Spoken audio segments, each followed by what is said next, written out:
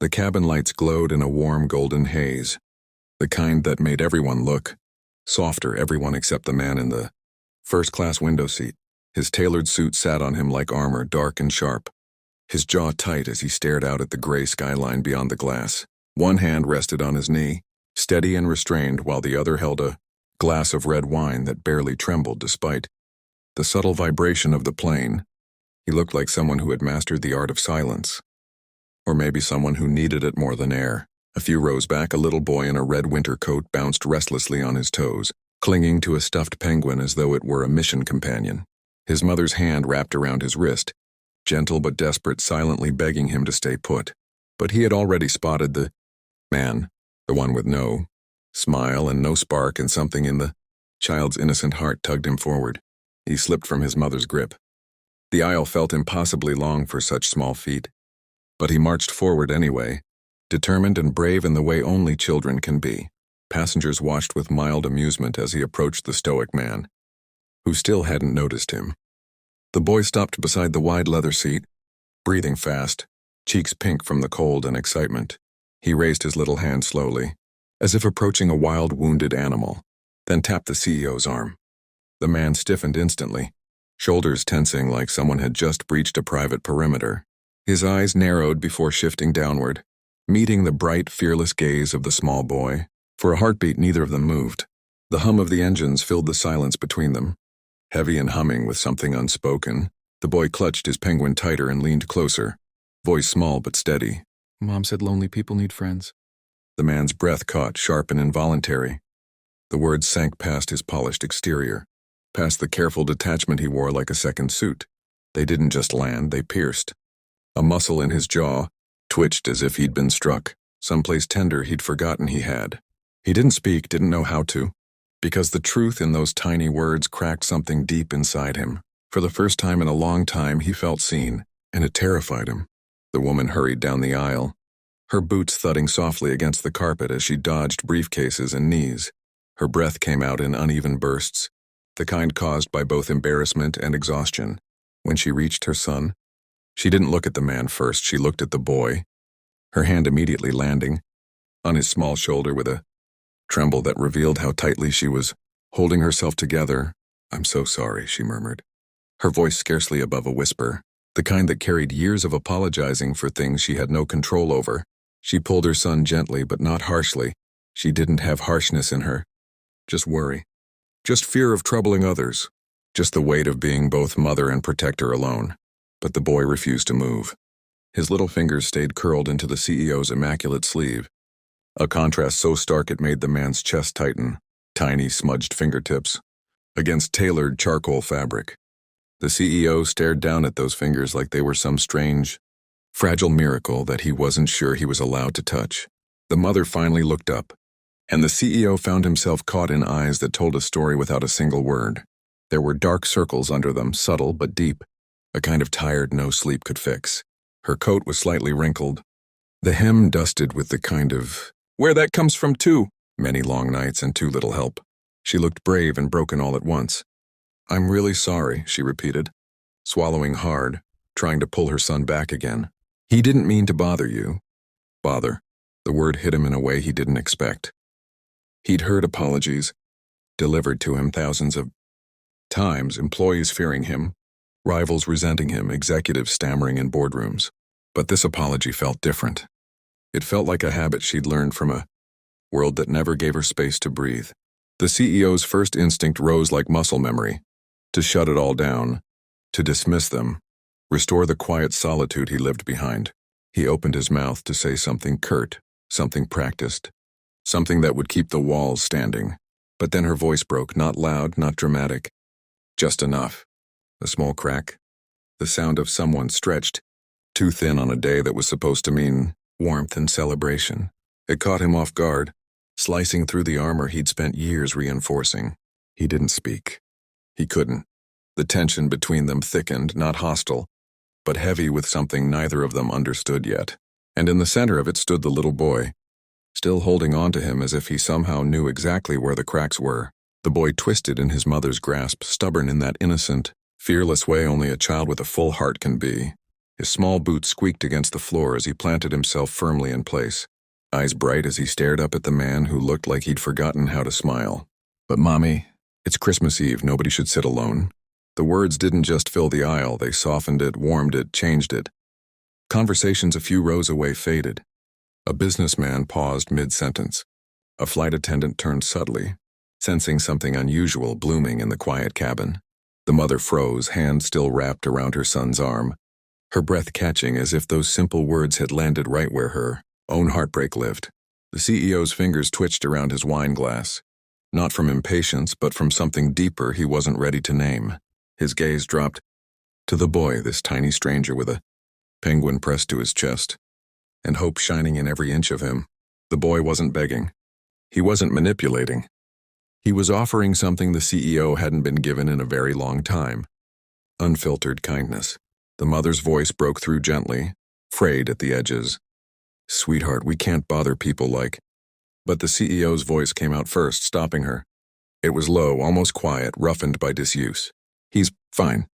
The boy's head snapped up in pure delight, the kind that lit his entire face like a spark catching dry wood. The mother blinked, startled, her lips parting as if she couldn't believe she'd heard correctly. Even the CEO seemed surprised by his own words, his expression shifting like a man watching the first crack appear in a dam he'd built too high. He lifted his gaze to the mother, just briefly, but it was enough. Enough for him to see gratitude flicker there, wrapped in disbelief and exhaustion. Enough for her to see that something had shifted in him. However small, however new. The boy tightened his grip on the CEO's sleeve, as if the permission had solidified the connection he already felt. The CEO didn't pull away. He didn't scold. He didn't withdraw into the cold, polished world he lived in. He just breathed, deep and slow, as if learning how to share the air with someone again. Passengers in nearby rows pretended not to stare, but their curious glances flickered like reflections on glass. The mother sank into a crouch beside her boy, her coat brushing the edge of the CEO's seat, her breath still shaky from the chase down the aisle. "We should go sit now," she whispered, her voice soft but trembling, a mother trying to stay composed while her world frayed quietly at the seams. The CEO's eyes followed her movements, not with judgment, but with an unexpected familiarity. He noticed the torn thread on her sleeve, the scuffed toes of her boots, the way her bag strap had been knotted together as if repaired in a rush. These were details he would have ignored in any other moment. But right now they hit him like memories, sharp, intimate, unwelcome. His throat tightened with the ghost of a face he hadn't allowed himself to think of in years. His own mother, standing in a worn coat at a bus stop, trying to appear stronger than she felt. The mother gently pried her son's fingers from the man's sleeve, though her own hands trembled. She wasn't afraid of the CEO. She was afraid of imposing, of the world snapping at her for taking up too much space. Tears glimmered in her lashes, but she blinked them back with practiced skill. She didn't want the stranger to see her break, but he saw it, every bit of it. His jaw clenched, not in irritation, but in something rawer, an echo of a pain he'd locked away behind glass and success. He looked around at the other passengers in their crisp suits and polished expressions, then back at this mother and her boy who clearly didn't belong in first class, yet somehow fit more honestly than all of them combined. He set his wine aside, not dramatically but decisively. The stem clicked softly against the tray table, a small sound that felt bigger than it was. "You can take my row," he said. At first, no one reacted, not even her. She stared at him as though the words didn't make sense, like her mind needed a moment to believe that kindness could be real, especially today of all days. Her lips parted, but no sound emerged. She looked from him to the empty seat beside him, then back as if checking for a hidden catch.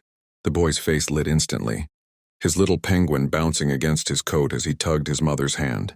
"Mommy, we can sit here." "See, I told you he's nice." The CEO swallowed hard, the innocence in that proclamation brushing against a part of him that felt painfully unprotected. He nodded once, almost stiffly, unsure how to navigate the softness he was inviting into his space. It felt like unlocking a door he'd welded shut long ago. The mother finally exhaled, a breath of disbelief, relief, and something fragile that bordered on gratitude. She stood slowly, like her legs were deciding whether they could trust the moment. And in that simple, hesitant rise, he saw just how heavy her life truly was. The boy clambered into the wide, leather seat beside the CEO with all the eager energy of a child who had just won something priceless. His penguin flopped onto his lap, its soft head pressing against the CEO's elbow as if claiming a place too. The CEO didn't move it away. He just watched, quiet, unsure, caught between surprise and a strange, cautious warmth spreading through his chest. The mother slid into the seat on the other side, hands folded tightly in her lap as if trying to make herself smaller. Her coat rustled softly, carrying a faint scent of cold air and worn fabric. She wasn't relaxed.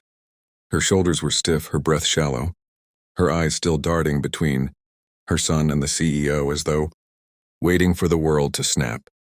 Back to how it usually treated her. But nothing snapped. Not yet. The CEO glanced at her, then at the boy leaning comfortably against him as if they'd known each other longer. Then a few minutes. The boy's small head rested lightly on his arm, his trust immediate and unfiltered. The CEO wasn't used to being touched. People kept their distance. Always, and yet this tiny weight felt unexpectedly grounding, like something inside him had been shifted back into place. He turned slightly, taking in the mother's profile as she stared down at her hands. That single look made his chest tighten. There was a fragility in her silence, a tired dignity, a quiet endurance that reminded him, again painfully, of the woman who had raised him with trembling hands and a brave, aching smile. Memories he'd kept sealed away pressed harder, stirring emotions he didn't want to examine but couldn't push down. The plane rumbled as it began to taxi, the lights dimming to a soft twilight glow. Outside, snowflakes drifted in the night like tiny shards of light, catching reflections on the CEO's watch and the boy's wide eyes. The boy turned toward him, his voice barely a whisper as if sharing a secret meant only for the two of them. "See, you're not lonely anymore." The CEO felt something inside him falter, then give way. Those simple words, so innocent, so sure, landed exactly where he'd worked so hard to build his walls the highest. For a long moment he didn't speak. He didn't trust his voice. But he let the boy's small head stay resting against him. He let the warmth gather in his chest instead of forcing it away. And as the plane lifted into the dark Christmas Eve sky, carrying strangers who suddenly didn't feel like strangers anymore, he allowed himself to believe just barely that the little boy might be right.